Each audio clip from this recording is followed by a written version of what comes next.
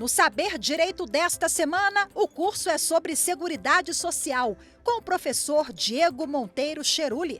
Durante as 5 aulas, serão abordados aspectos do direito à seguridade, a estrutura de funcionamento e quem pode ser segurado ou dependente. Também vai ser tratado o custeio da Seguridade Social e os benefícios previdenciários. Já está no ar a aula 4.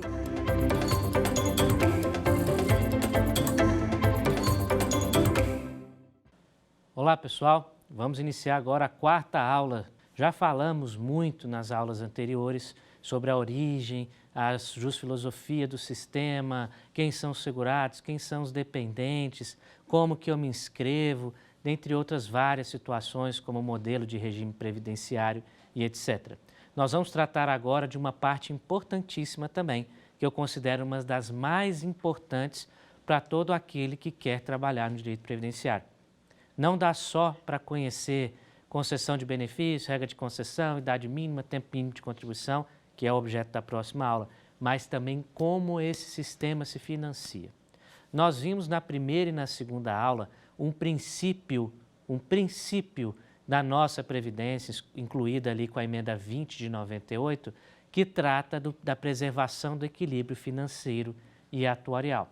E nós ali já tecemos nossos comentários, que vale repetir agora de novo. O equilíbrio financeiro e atuarial do regime de previdência hoje vem sendo discutido. Mais vale a conta fechar, 2 mais 2 dá 4, ou a despesa dá menos que a receita, ou nós temos que manter esta proteção sempre que necessário?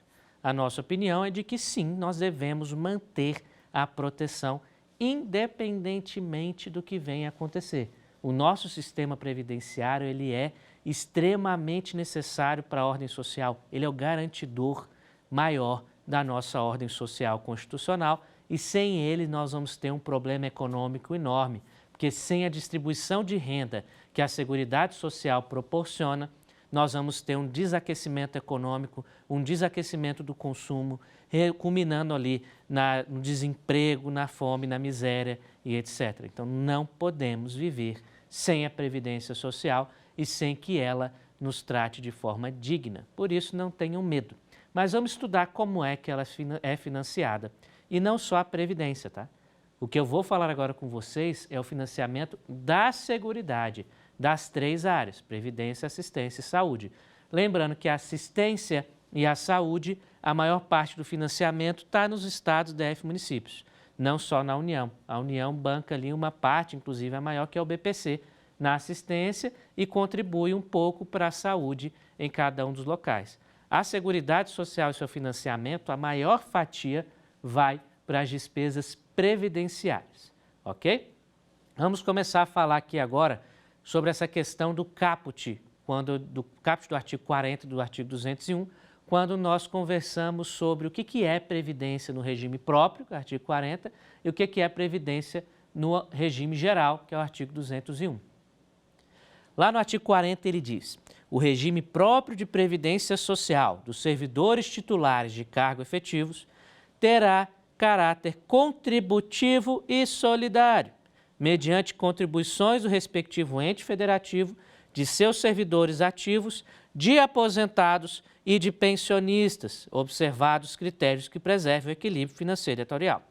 Pelas aulas que nós já tivemos até agora, eu falei para vocês que os aposentados não contribuem para a Previdência. É certo isso? É certo isso. Os aposentados do regime geral.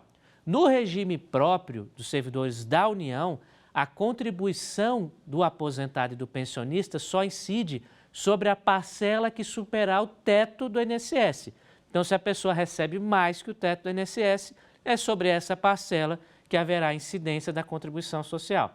Se ela recebe menos, não haverá.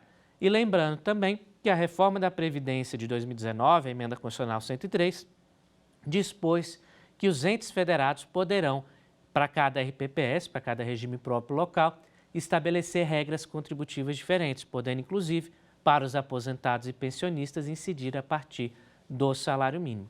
Mas veja o que eu quero chamar a atenção de vocês. Lá no final do caput do artigo 40, observados os critérios que preservem o equilíbrio financeiro e atuarial.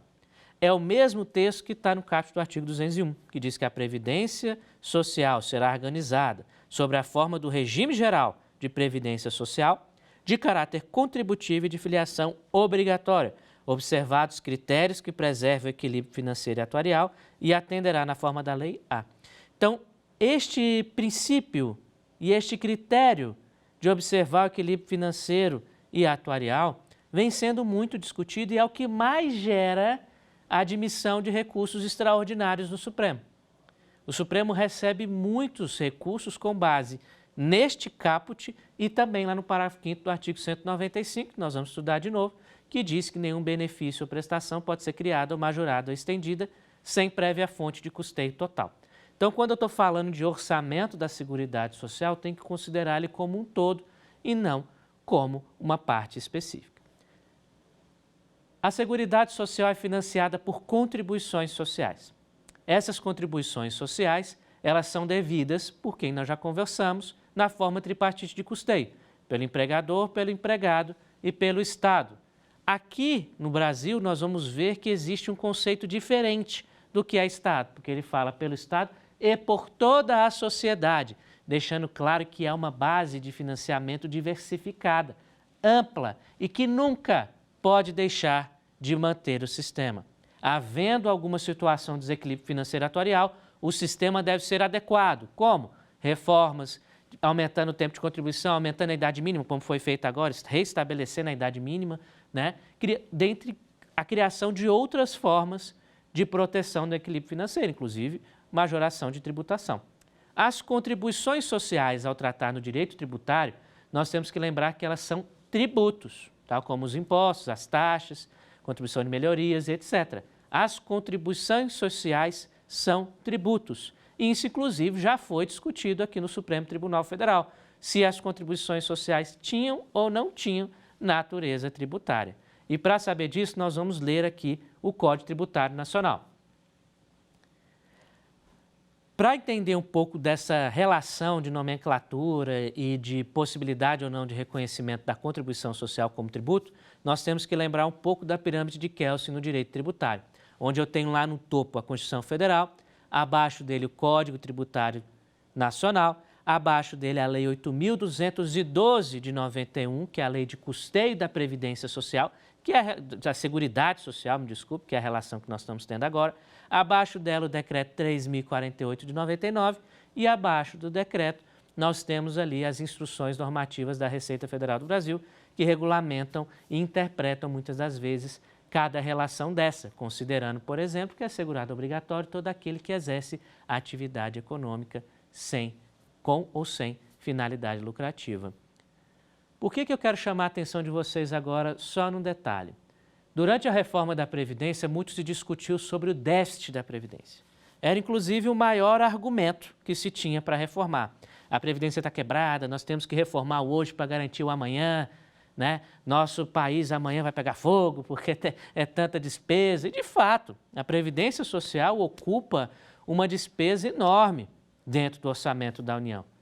Mas isso não é motivo para nós descredibilizarmos o sistema. Pelo contrário, nós temos que aumentar essa segurança jurídica, temos que aumentar essa confiança, porque é por meio dessa confiança que a sociedade contribui, é por meio dessa confiança que o trabalhador vai contribuir e vai favorecer, vai fomentar o sistema. Se eu tenho um sistema que gera desconfiança, há retração. E nessa retração eu não contribuo, eu tenho um caixa menor, um caixa inferior, que não dá às vezes para cobrir tudo, né? Eu tenho pessoas tentando da melhor forma possível ali se aposentar e outras se aproveitar. Então nós temos que manter essa confiança, falar o sistema é forte sim, e ele vai atender a todos aqueles que têm direito, todos aqueles que contribuíram e têm direito.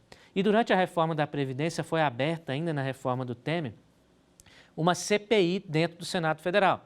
Ficou conhecido como CPI da Previdência, onde se foi discutir se a Previdência tinha déficit ou não.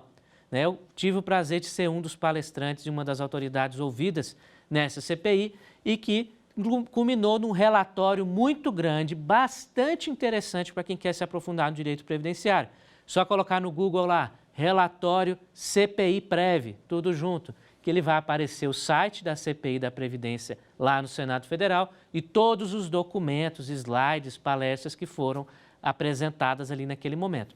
E naquele ato se verificou que o governo não conseguia trazer, seja pela Secretaria do Tesouro Nacional, entre outros órgãos, um déficit específico, um valor único, porque se misturava receita e despesa entre os regimes próprios e o regime geral, com o militar, com o anistiado, e isso gerou uma grande discussão.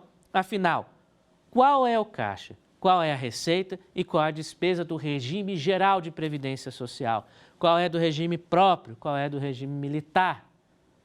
E nessa discussão, que restou bastante acalorada, restou vencida de que as receitas não podem se misturar. E a Constituição é muito clara nisso. Quando lá no artigo 165 ela traz 3 orçamentos federais, que é o orçamento de investimento, o orçamento fiscal e o orçamento da Seguridade Social, ela fixa um orçamento próprio da Seguridade. E como nós vimos, Seguridade está lá no artigo 194, que logo em seguida fala da saúde e logo vem falando da Previdência Social do regime geral no artigo 201. Se vocês forem ver o caput do artigo 201 antes e depois da reforma da Previdência de 2019, ele não contava com o termo do regime geral, ele falava da Previdência Social. E este termo é que gerava confusão, porque falava Previdência Social, o regime próprio também é a Previdência Social. O regime dos militares também é uma forma de proteção social. Então, se falar de Previdência Social, vou incluir tudo nesse bolo. E aí que ficou o grande problema, porque o déficit ficou tão absurdo, mas o cálculo consideravam coisas que não deveriam estar. Para vocês terem uma ideia, o cálculo do déficit considerou o déficit dos RPPS do município, da União, do regime geral, dos militares, que sequer tem um custeio próprio, e inclusive dos anistiados, incluindo tudo num bolo e dando um valor absurdo. E a CPI da Previdência, inclusive durante a tramitação da reforma de 2019, foi necessário chamar a atenção para uma coisa. O que é o quê? O que é despesa, o que é receita, o que compõe e o que não compõe. E aí a grande verdade é, tem déficit? Tem déficit. Desde 2016, pessoal, a Seguridade Social passou a apresentar déficit, oriundo ali dos governos anteriores, onde houve uma crise econômica, social e política muito grande, acarretando no desemprego, acarretando na desconfiança do sistema, com a vinda, inclusive, de inícios de reformas da Previdência, e aquilo começou a assustar, aumentando a concessão de benefícios, aumentando, portanto, a despesa daqueles que tinham medo de uma reforma e diminuindo a arrecadação. Então, a partir daquele momento, com a crise econômica, em 2016, passou a ter déficit e até hoje a nossa Seguridade Social não tem mais superávit. Mas um estudo da CPI da Previdência apurou que se de 1998 até 2016, foi quando ela foi feita, tivessem sido poupados esses valores da Seguridade Social superavitários, atualizado, hoje o Brasil teria um caixa previdenciário em torno de 6 a 8 trilhões de reais. Então veja que nós não estamos lidando com pouca coisa. Hoje nós tratamos de um sistema que gerou um superávit absurdo durante anos, mas que ele foi desvinculado por uma operação chamada desvinculação das receitas da União, DRU, para outras áreas. Então, sobrava dinheiro, ele jogava aquele custeio para outras áreas, o que é considerado uma operação inconstitucional. Quando nós falamos de custeio da Seguridade Social, nós temos que ter em mente tributos com finalidade vinculada. A contribuição social destinada à Seguridade Social, que nós vamos ver qual que é, ela tem finalidade vinculada. Ela não pode ser usada para outra coisa. Ela tem que financiar a Previdência do regime geral, a assistência social e a saúde. Ou seja, Seguridade Social do artigo 194. As contribuições do artigo 195 que nós vamos estudar não podem tratar de outras áreas, não podem tratar do regime próprio, nem financiar o regime dos militares. E então, voltando à pergunta anterior a esses parênteses, as contribuições sociais são ou não são tributos? Estas que financiam a Seguridade Social. Para entender melhor este conceito, nós vamos trazer aqui no artigo 3º do Código Tributário Nacional, que é o conceito de tributo. Tributo é toda prestação pecuniária compulsória em moeda ou cujo valor nela se possa exprimir, que não constitua sanção de ato ilícito, instituída em lei e cobrada mediante atividade administrativa plenamente vinculada. Então, nós temos ali 6 itens básicos para a configuração do tributo. Primeiro, toda prestação pecuniária. A contribuição social previdenciária pecuniária? Sim, é um percentual sobre uma base de contribuição que eu vou explicar, mas é um valor que você recolhe. É compulsória? Sim, é compulsória, tirando a contribuição social do facultativo que ele paga quando ele quer, mas isso não desnatura a condição de contribuição tributária. Em moeda ou cujo valor se nela possa exprimir? Sim, em valor em real, tudo tranquilo. Não constitua sanção de ato ilícito? Não é sanção de ato ilícito, é uma contribuição obrigatória que você deve fazer ao Estado. E cobrada mediante atividade administrativa plenamente vinculada? Sim, a Receita Federal do Brasil administra essa arrecadação das contribuições previdenciárias e fiscaliza também. Antes, inclusive, havia uma auditoria fiscal da Seguridade Social, né, do INSS, que foi transposto depois para um conjunto só de auditoria fiscal da Receita Federal. Ela que administra a arrecadação, mas o INSS é que dispõe, que julga sobre a relação tributária dessas contribuições sociais do segurado. E, por fim, que é instituído em lei, que é Lei 8.212, de 91. Seguindo aqui, né, o RE 138.284 e o RE 146.733 firmaram que sim, as contribuições sociais que financiam a Seguridade Social são tributos e, portanto, regem-se pelas normas tributárias gerais. Então, quem tem a competência de instituir contribuições sociais? Lá no artigo 149 da Constituição Federal, ele traz qual é a competência e é da União. Ele deixa bem claro, a União tem competência exclusiva para criar as contribuições sociais que financiam a Seguridade Social.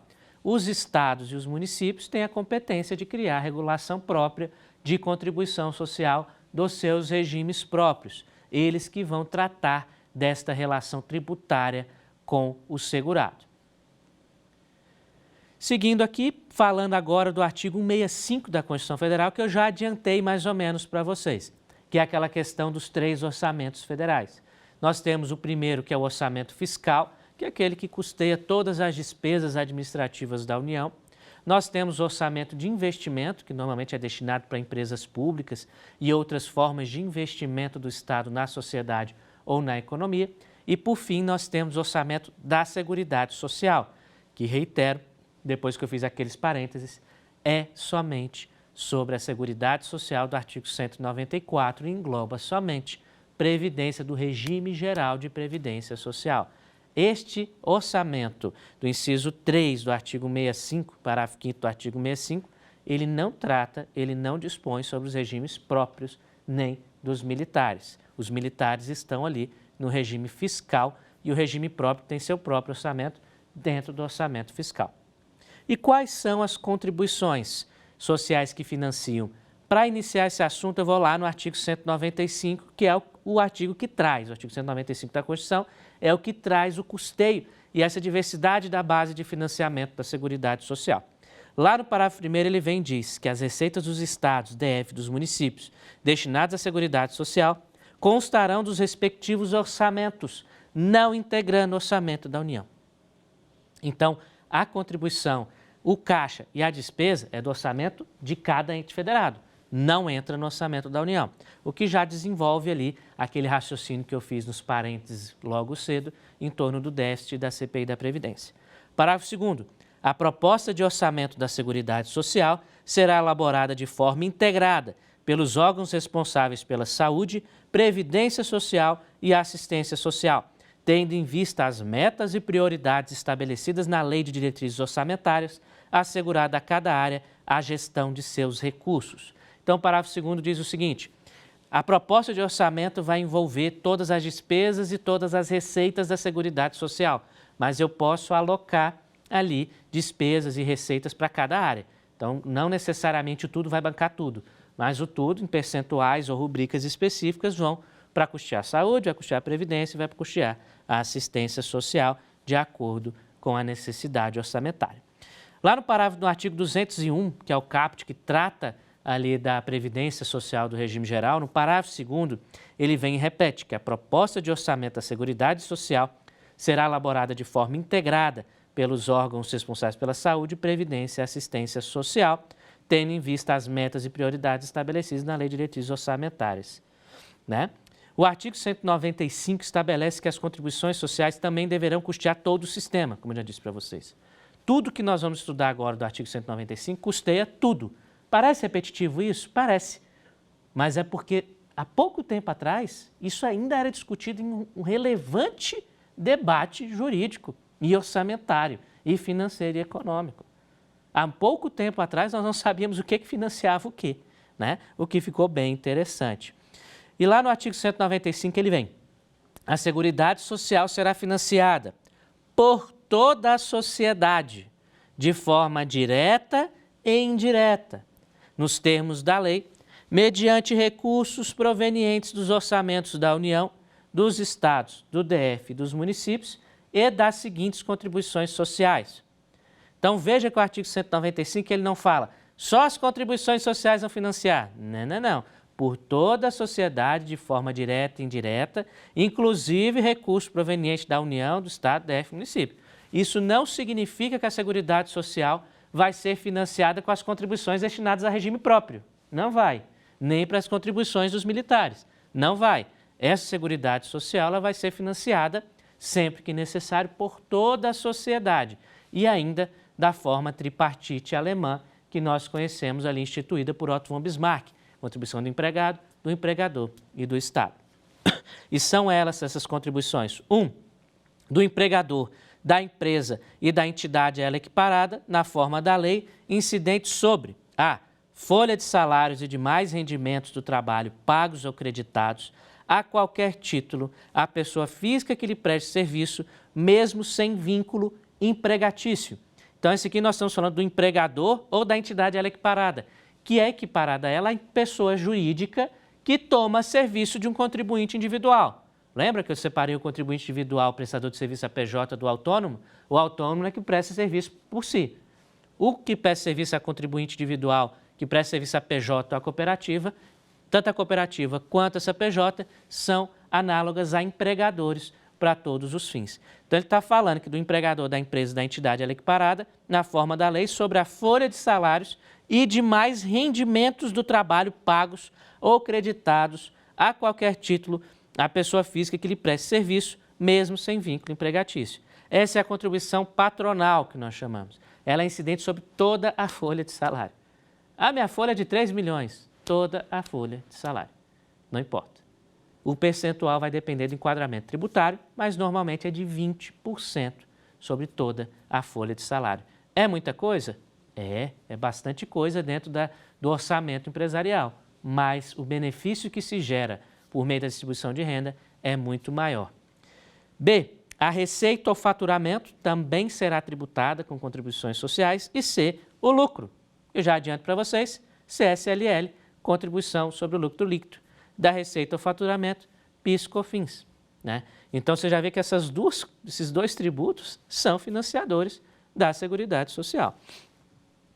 A segunda contribuição é a do trabalhador e dos demais segurados da Previdência Social, não incidindo contribuição sobre aposentadorias e pensão concedidas pelo regime geral de Previdência Social, de que traga o artigo 201.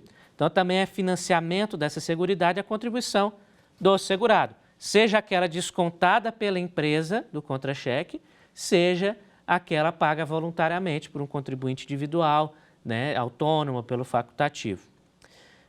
3. Sobre a receita de concursos de prognóstico. Aqui nós estamos falando de loterias, de espetáculos, entre outras coisas, que também têm contribuição para a Seguridade Social. E 6. Do importador de bens ou serviços do exterior ou a quem a ele equiparar. Não há contribuição social para a exportação. Por quê? Porque há uma espécie de acordo internacional para não haver tributação na exportação, pois a tributação vai ocorrer lá no país que está importando. Isso significa que você vai ter uma vantagem melhor de concorrência no mercado internacional. Portanto, que não se tributa a exportação com contribuições sociais. O parágrafo 8º do artigo 195 vem e diz que o produtor, o parceiro, o meeiro e os arrendatários rurais e o pescador artesanal, bem como os respectivos cônjuges que exerçam suas atividades em regime de economia familiar, sem empregados permanentes, contribuirão para a Seguridade Social mediante a aplicação de uma alíquota sobre o resultado da comercialização da produção e farão jus aos benefícios nos termos da lei. Este parágrafo 8º trata do segurado especial, típico que nós conversamos, né? Que tem todo o enquadramento para ele, tem curso só de segurado especial de previdência, porque é uma área bem complexa e bem ampla, né? E este segurado, via de regra, ele não contribui. Se ele tem uma atividade para subsistência, ele não contribui. Se ele comercializa sua produção, aí ele vai contribuir com um percentual sobre o valor desta comercialização e terá ali direito a todos os serviços da Previdência Social, como o princípio que nós já vimos da uniformidade e equivalência das prestações urbanas e rurais. Vamos falar aqui agora também um pouco sobre as receitas dos concursos de prognóstico. É muito comum aí nós não sabermos disso, mas há sim sempre uma incidência tributária nas receitas de concurso. Vamos ver qual que é o percentual. 17,4% da Loteria Federal. Tudo que se arrecada de Loteria Federal, 17,4% vai para a Seguridade Social. 17,32% na Loteria de Prognósticos Numéricos, que seriam outras formas de loteria. 1% da Loteria de Prognóstico Específico, seria ali um carro, alguma coisa específica. 7,61% da Loteria de Prognósticos Esportivos. E aqui eu abro um parêntese sobre aqueles sports betting, que é uma forma hoje de gente que entende de investimento, mas na verdade é uma aposta em resultados de jogos ou resultados de jogos esportivos, em que a pessoa recebe um valor ali se acertar aquele resultado, né? Então, uma aposta que a pessoa faz. Sobre isso ainda não tem uma regulamentação específica, até porque é difícil de você controlar o que está indo e vindo. É imperioso que o Estado comece a tributar essa relação aqui dos sporting bettings, porque tem movimentado um valor enorme de recursos que ainda não estão sendo tributados. São, obviamente, quando na declaração de imposto de renda você vai declarar aquela receita que veio ali de um aumento de capital que você investiu numa aposta, mas sobre a Previdência Social ainda não tem contribuição.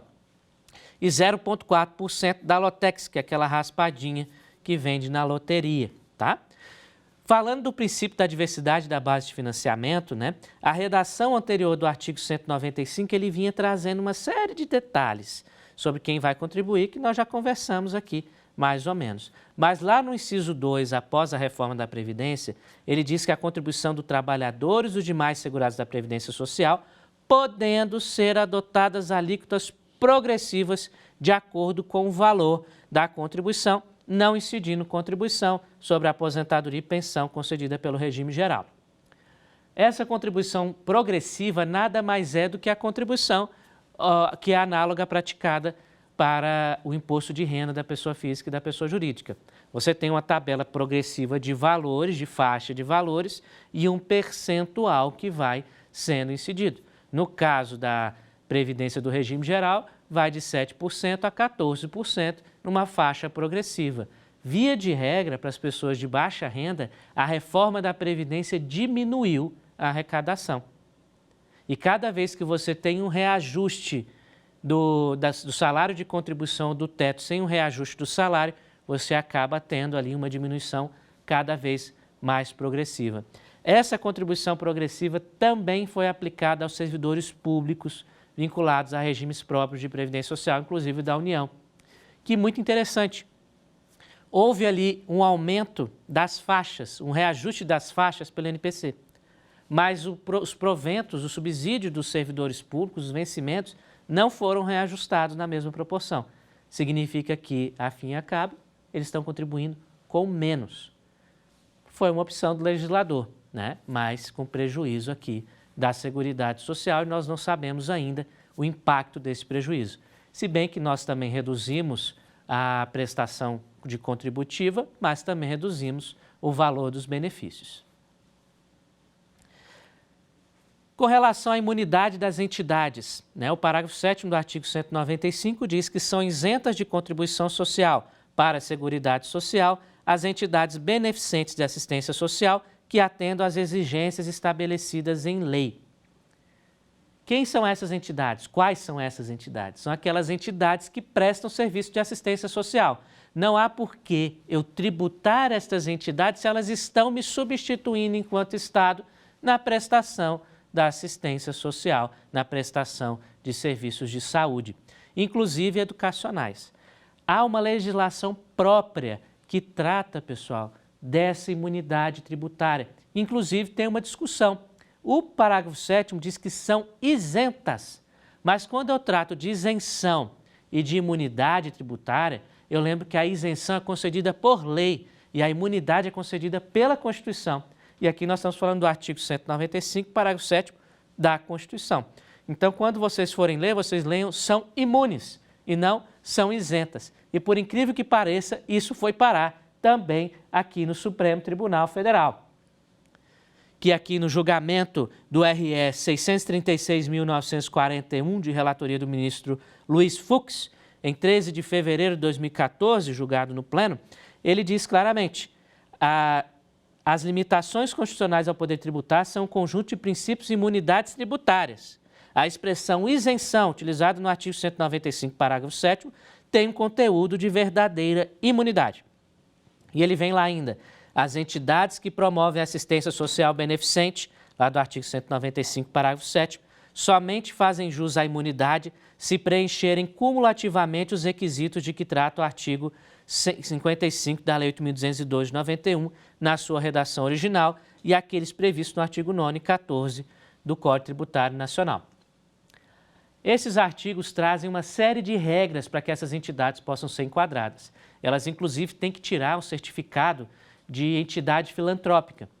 Para isso, ela tem que designar um percentual dos seus serviços para assistência social, para a saúde, ou seja, uma parte do serviço daquele hospital vai atender ao SUS, uma parte destas aulas dos alunos, das matrículas que eu tenho nessa faculdade ou nessa escola, vai atender a alunos de baixa renda, uma parte dos meus serviços de assistência social ou totalmente os meus serviços vão atender a pessoas de baixa renda ou carentes. Então, quando a pessoa física ou jurídica privada substitui a atividade de assistência, saúde e educação do ente público, ela não vai ser tributada. Ela tem uma imunidade constitucional e não vai sofrer estas contribuições que nós vimos são pesadas para o contribuinte, para as empresas.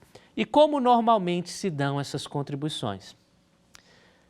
A contribuição social do segurado facultativo, ela normalmente é de 20% sobre a base de contribuição. A base de contribuição, no regime geral, nós chamamos de salário de contribuição. Salário de contribuição é o valor sobre o qual vai incidir aquele percentual de contribuição social. Dentro do salário desse segurado, não estou falando do facultativo, agora nós vamos falar dos obrigatórios, dentro do salário nós temos várias rubricas. Algumas delas não são consideradas para fins tributários e para fins de incidência das contribuições sociais. As verbas de caráter indenizatório, portanto, não são tributadas com contribuições sociais. E aqui vai auxílio a plano de saúde, auxílio saúde, auxílio alimentação, auxílio transporte, auxílio viagem, dentre outras formas de indenização ao trabalhador por uma situação específica, não sofrem tributação de contribuições sociais para a Seguridade Social. Então, o salário de contribuição é sobre a remuneração básica daquele segurado. Sobre aquele valor, incide um percentual. Se ele é empregado ou contribuinte individual que presta serviço a uma pessoa jurídica, a contribuição do segurado é de 11% sobre a sua remuneração. Então, se a pessoa recebe ali R$10.000, ela vai ter retido ali dela R$1.100 para a contribuição social. E a PJ vai reter 20%. Por isso que é de 31% o desconto básico para a contribuição social sobre o valor da remuneração. Lembrando que para o segurado, ele não pode contribuir acima do teto. Então, esse exemplo que eu dei de 10 mil está errado. Ele não poderia contribuir sobre 10 mil, ele teria que contribuir até 7.102, se eu não me engano, agora, que é o teto de 2023. O segurado só contribui, portanto, até o teto dos benefícios do regime geral. Ele não pode contribuir acima do teto. Caso ele o faça por erro, não vai adiantar de nada. O benefício dele não vai ficar maior por causa dessa contribuição a maior. Inclusive, ele tem direito, dentro do prazo prescricional, de pedir a restituição dessas contribuições feitas acima do teto previsto pela legislação. E essas contribuições também não podem ser inferiores ao salário mínimo. A emenda constitucional número 103, para todos os segurados, estabeleceu que as contribuições não podem ser inferiores ao salário mínimo, sob pena de não contar o tempo. Então, se eu trabalhei proporcionalmente no mês e minha contribuição foi sobre um salário de contribuição inferior ao salário mínimo, eu não vou considerar aquela contribuição para fins de contribuição social nem para tempo de contribuição. Eu vou contribuir como tributo, vai ser destacado dos meus vencimentos, mas não vai contar como tempo de contribuição. Só que a emenda 103 criou uma possibilidade, que é de eu unir contribuições abaixo para formar uma até o mínimo. Então, pego 2 contribuições, 3 contribuições, desde que elas cheguem até o salário mínimo. Daí ela conta perfeitamente. Também tem a possibilidade de complementar essas contribuições até o mínimo. Então, se eu tenho um salário baixo ali do salário mínimo e na hora de eu me aposentar aquele tempo não vai contar, eu posso lá no INSS pedir a guia de complementação daquela contribuição, que vai até o salário mínimo, e aquele mês conta normalmente para fins de contribuição para a Previdência Social e para fins de elegibilidade em benefícios. Nós também temos as contribuições de outras formas. Do contribuinte individual, que não presta serviço a PJ, contribuinte individual autônomo, a contribuição básica dele é de 20%, desde que ele possa contribuir entre o salário mínimo e o teto. Se ele quiser contribuir até o salário mínimo, no máximo de um salário mínimo, e só ter direito à aposentadoria por idade, ele pode recolher com 11%. E caso ele venha se enquadrar como MEI, microempreendedor individual, é de 5% sobre o salário mínimo. Qual que é a diferença dessas alíquotas? A alíquota de 20% dá direito a tudo, todas as espécies de aposentadoria, e o benefício vai ser calculado sobre a sua média remuneratória, podendo chegar até o teto e nunca podendo ficar abaixo do salário mínimo.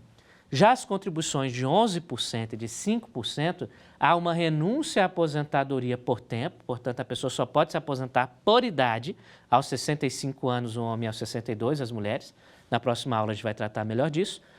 E, além dessa renúncia, a contribuição vai só até o salário mínimo. Significa que se você pagar com 11% ou 5% e a sua média anterior de contribuições for alta, você vai ter um prejuízo significativo no cálculo dessa aposentadoria. Nós também podemos falar do segurado facultativo. O segurado facultativo ele pode também recolher na alíquota de 20% do mínimo ao teto, igual o contribuinte individual, tendo direito a todas as prestações e o benefício calculado até ali o teto da Previdência. Pode também recolher com 11%, pode também recolher com 5%, que no caso de 5% seria aquele facultativo de baixa renda, a dona ou dono de casa. Quando chama a contribuição da dona de casa, está errado, é a contribuição da dona ou do dono de casa, aquele que trabalha no lar sem finalidade lucrativa, sem ser, obviamente, empregado doméstico, ele trabalha no seu lar e pode recolher com a alíquota de 5% sobre o salário mínimo. Então, é importante conhecer essas formas de contribuição porque elas impactam diretamente lá na concessão da aposentadoria, seja porque há uma renúncia da aposentadoria por tempo, seja porque há uma diferenciação ali a menor do valor da contribuição que vai acarretar a sua média contributiva para baixo, vai puxar o valor do benefício muito para baixo, porque nós estamos falando de uma média aritmética simples. Quando eu falo do trabalhador avulso, tá, do segurado avulso, né, que é aquele prestador de serviço a várias empresas que nós vimos vinculado a um órgão gestor de mão de obra, a contribuição é igual de um empregado.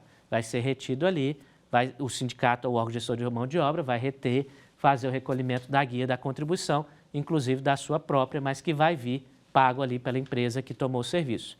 E o contribuinte individual que presta serviço a PJ, a contribuição dele é de 11% sobre a remuneração que ele está recebendo ali. E é emitida uma guia que chama RPA, Requisição de Pagamento Autônomo, onde vai vir o valor daquela contribuição, o valor daquela remuneração, o valor da contribuição descontada dele, e a empresa também vai pagar em sua folha de pagamento os 20% sobre aquele valor. lembrando uma coisa e repetindo, a contribuição do segurado não pode superar o teto do regime geral, mas a contribuição da empresa pode.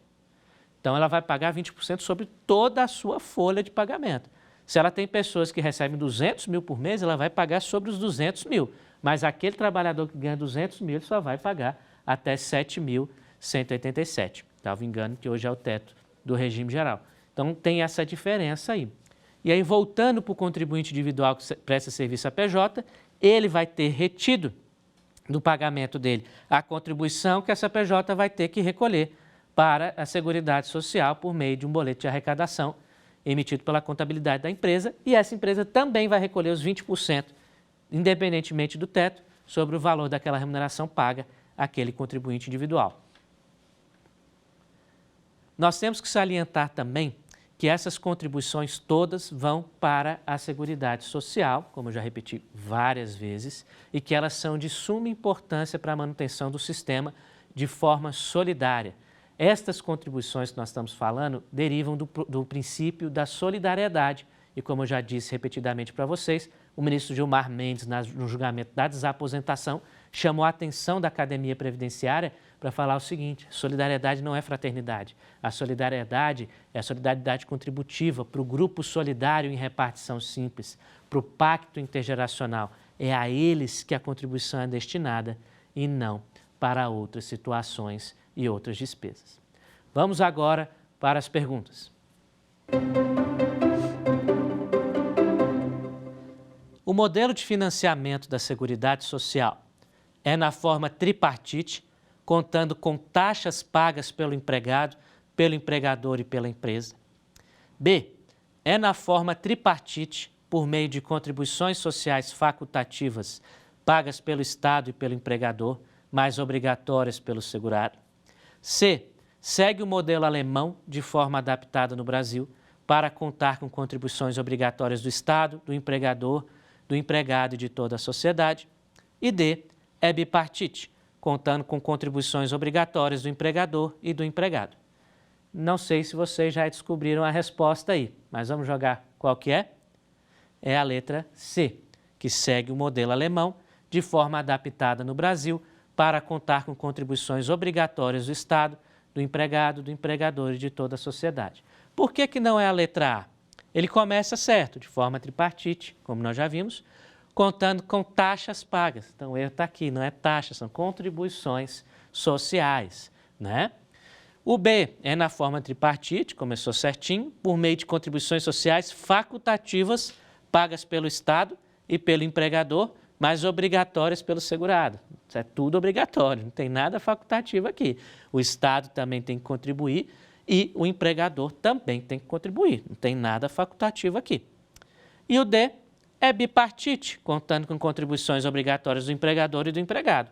Não, este modelo bipartite, ele funciona normalmente nas previdências complementares, ali abertas ou fechadas. Normalmente nas abertas com patrocinador, essa contribuição bipartite vem do patrocinador, que é a empresa, e vem com a contribuição do empregado para formar um fundo poupador que vai ser capitalizado para uma futura complementação. Inclusive, a aposentadoria complementar é sempre indicada para aqueles trabalhadores que recebem mais do que o teto do regime geral. Afinal de contas, não adianta você ganhar 10, 15, 20 mil reais por mês quando for se aposentar com a metade, até a metade desse valor, porque dificilmente o benefício chega ao teto do regime geral. Portanto, a previdência complementar é importantíssima e ela tem tanto para a empresa enquanto patrocinadora, quanto para o empregado ou contribuinte individual que pague, questões tributárias bem interessantes, que podem haver compensações na hora da declaração do imposto de renda. Então, vale a pena consultar tanto o empresário, a empresa, quanto os empregados, a viabilidade de estabelecimento de uma previdência complementar. Vamos para a próxima pergunta.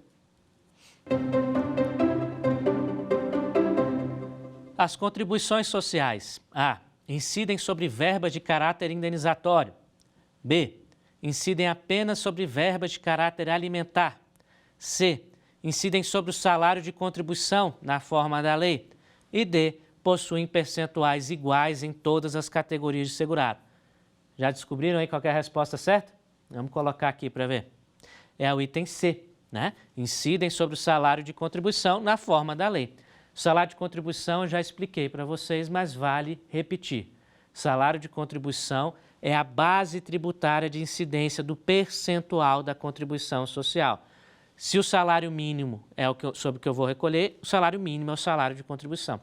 Para fins de cálculo da aposentadoria, eu vou utilizar o salário de contribuição para realizar a média e não o percentual, aquele valor do percentual que eu recolhi sobre aquela salário de contribuição. Quer ver um exemplo? Se o salário de contribuição é R$1.000, a minha contribuição como empregado é progressiva, podendo chegar até 14, né? Supondo que seja 10%, eu vou pagar R$100. Quando for calcular meu benefício, eu vou considerar R$1.000 para a média e não R$100. A letra C está correta porque ela ela incide sobre o salário de contribuição na forma da lei, que é a base tributária para a arrecadação. O item A não está correto porque ele fala que incide sobre verba de caráter indenizatório. Não incide contribuição sobre verba de caráter indenizatório, nem imposto de renda. B, incidem apenas sobre verba de caráter alimentar. Eu não posso dizer que salário de contribuição é verba de caráter alimentar, porque não necessariamente é, tá? Não necessariamente é. E o D, possuem percentuais iguais em todas as categorias de segurado, como nós vimos aqui, não incide. Tem de 5%, de 11%, de 20%, tem a contribuição da empresa, que é diferente da contribuição do segurado, e etc. Vamos para a próxima pergunta?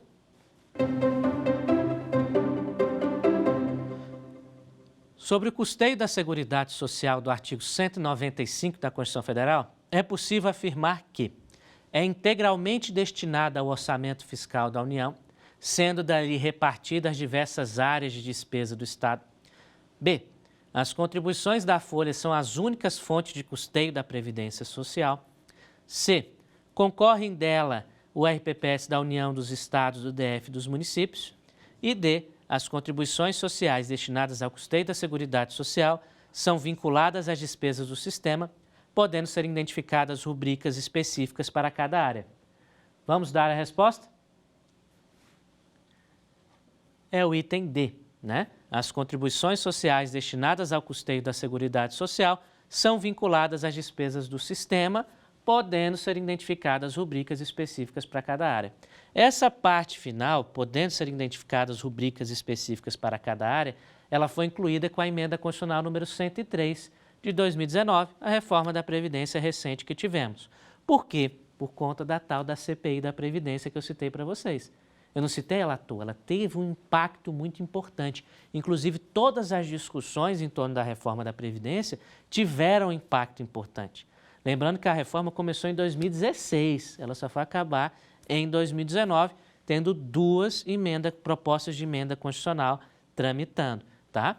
Então, esta parte pós-vírgula aqui, ela foi incluída por conta dessa interpretação, porque se tinha a ideia de que as contribuições sociais financiavam a Seguridade Social, porém, as contribuições sociais da folha de pagamento do empregador e do empregado financiavam só a Previdência. Então, os cálculos do governo não eram dessa forma. Eu pegava só as contribuições da folha e dividia ali, tirava, suprimia toda a despesa da Previdência Social e, às vezes, alguns cálculos de toda a Seguridade Social, só com a contribuição da folha. E o resto das contribuições, lá do artigo 195, PIS, COFINS, CSLL, do concurso de prognósticos, etc. Para onde é isso?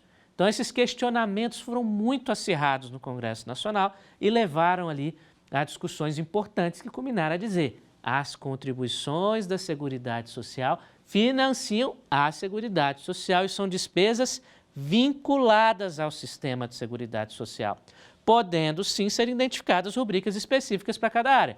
Então, posso daquela arrecadação falar: isso aqui vai para a saúde, isso aqui vai para a assistência, isso aqui vai para a previdência, dentro da previdência isso aqui vai para aquilo, vai para aquilo, vai para aquilo, vai para aquilo, vai para aquilo, vai para a despesa de pessoal, vai para não sei o quê. Então, ele pode identificar as rubricas especificamente sem problema algum. É o que a gente sempre defendeu lá no Congresso Nacional e que é a tese vingada, inclusive, disposta ali no texto constitucional. Por que o item A está errado? É integralmente destinado ao orçamento fiscal da União, sendo dali repartida a diversas áreas de despesa do Estado. Porque as contribuições e o custeio da Seguridade Social não é destinada ao orçamento fiscal, mas sim o orçamento da Seguridade Social, que é um dos 3 orçamentos do Poder Executivo da União. O B, as contribuições da Folha são as únicas fontes de custeio da Previdência Social.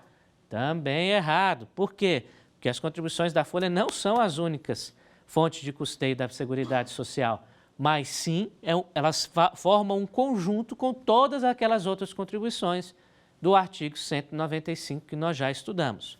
E o C, concorrem dela o RPPS da União, dos estados, do DF e dos municípios, também bastante equivocado, não é mesmo? Porque eu disse várias vezes que tanto as receitas quanto as despesas dos regimes próprios da União, dos estados, do DF e dos municípios não concorrem com a receita e a despesa da Seguridade Social. Nem os militares, a despesa deles e a receita deles também não concorrem. Pois que fique bem claro, temos déficit? Temos déficit com certeza, não há dúvida. Mas nós não podemos olvidar de que o nosso sistema ele é muito estável e que ele precisa sim ser melhor pensado numa reforma tributária. A reforma previdenciária já ocorreu, precisa de alguns ajustes, né? Nós temos que tratar melhor o texto da reforma com relação às pensões por morte, que nós vamos aprender na próxima aula, e também aos benefícios por incapacidade permanente e temporária, porque estes foram bastante atacados pelo texto e tiveram uma redução drástica do valor de suas prestações. Então, nós temos que cuidar da nossa Seguridade Social. Ela é a força motriz econômica e social do nosso Estado e nós temos que ter cuidado toda vez que for discutido. Quando da reforma da Previdência de 2019, estava um acalorar muito grande dessa proposta passar. Precisamos aprovar, porque o mercado está cobrando. E isso gerou vários errinhos no texto, várias disposições complexas e conflitantes no texto, que hoje estão sendo judicializadas aqui no Supremo Tribunal Federal em ações diretas de inconstitucionalidade, que pedem inconstitucionalidade, como já disse, das regras da pensão por morte, do benefício por incapacidade permanente, das regras de transição e de outras regras estabelecidas. A PGR, Procuradoria-Geral da República, nessas ações de constitucionalidade, já posicionou parecer favorável sobre a inconstitucionalidade do novo texto da pensão por morte e dos benefícios por incapacidade. Vamos aguardar o que vai vir por aí de decisão do nosso Supremo Tribunal Federal acerca da reforma da Previdência. Terminamos agora esta 4ª aula e tratamos da parte de financiamento, portanto, da Seguridade Social. É uma área mais ligada ao direito tributário, é uma aula que às vezes deixa o estudante um pouco confuso, porque o estudante de direito às vezes busca uma área, né? Eu vou tratar de previdenciário porque lá não lida com número. Lida muito com a parte de custeio, com a parte tributária e também quando vai conceder o benefício, você lida muito com cálculo. Tem fator previdenciário, média aritmética, conversão de valor, reajuste de valor e etc. Então, se preparem. Como eu disse para vocês, direito previdenciário é uma área muito complexa, mas bastante interessante de atuar. Então, continuem conosco. Até a próxima aula. Quer dar alguma sugestão de tema para os cursos do Saber Direito? Mande um e-mail para a gente, saberdireito@stf.jus.br ou entre em contato pelo WhatsApp. O número é esse que aparece na sua tela. Você também pode estudar pela internet. Acesse o nosso site tvjustiça.jus.br ou pode rever as aulas no canal do YouTube TV Justiça Oficial.